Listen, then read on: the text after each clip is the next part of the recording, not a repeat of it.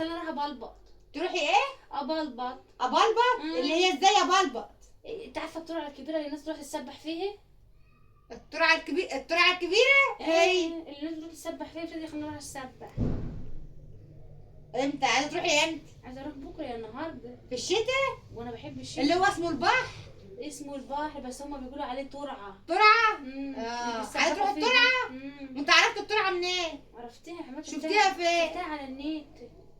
بتلاقي الناس كلها بيروحوها دي اللي هو البحر يعني. بيبقى فوقهم بقى كده ماسكين شكاره مخيطينها في شويه خشب كده عاملين شمسيه كمان.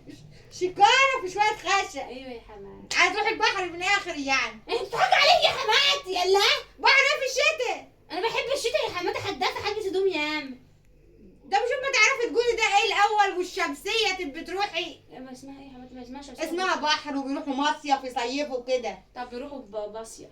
مصيف؟ طيب ماشي حاضر، انا حابه اوديكي، اوعدك لما يجي الصيف انا هوديكي. انا توقف هوديكي وربنا يسهلك منك بقى. يا حماتي، انت امك يا حماتي، انا هخلعه يا حماتي وارتاح. انا هخلعه. وعدي مني انا هوديكي في المصيف. ماشي. ويمكن ربنا يسهلك هناك. يسهل لي يعني. يسهلك. اغرق. يسهلك بقى زي ما سهلك. اغرق يا حماتي وامه.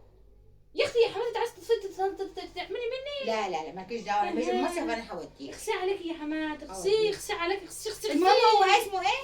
ترعه. الترعه؟